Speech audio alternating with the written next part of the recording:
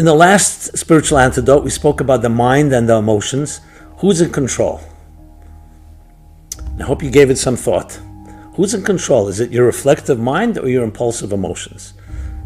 If you're honest, and I'll be honest, most of us follow our emotions. That doesn't mean at all times. There are times that we're very careful, but very often something distracts you, something seduces you, tempts you, and you follow it. And then later you say, maybe it was a mistake. Someone may insult you and you respond in kind. If you would have reflected on anything that comes your way, most mistakes would be avoided if we reflected. Think of it, next time you get something disturbs you, next time you want to react quickly, why don't you sleep over it? See what happens in the morning. Most likely, you'll say to yourself, you know what? You know how many emails I've written? I was upset about something, I wrote an email, and then I did not send it. And then later when I reread it, and I reflected more, I said, it's good that I wrote it, I vented, but I didn't want to send it. So reflective mind is a powerful, powerful tool to addressing many emotional issues. Now, we all know there are times of danger, times of panic. Even our times today have much of that, and that suddenly takes over. No matter what the mind says, the emotions are simply too overwhelming.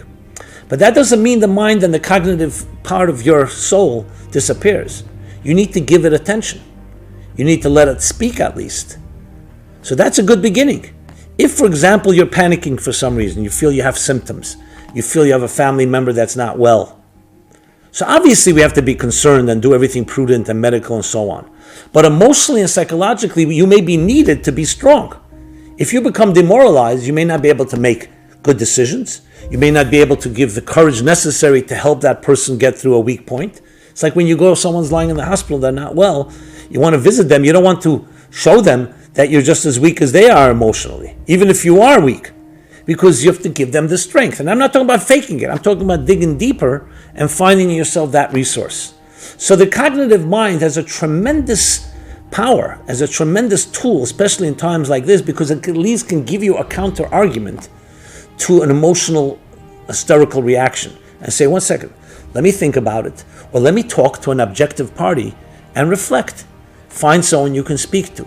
This is a tremendous tool in our times, to have someone to speak to that may be a little more objective, or both of you together can help feed each other. And we can do this today, even if we're socially distant, we're soulfully close, remember. We can do it by online, we can do it by phone. There are many ways that we can connect to each other and access that tool of the mind to help us get through any given challenge.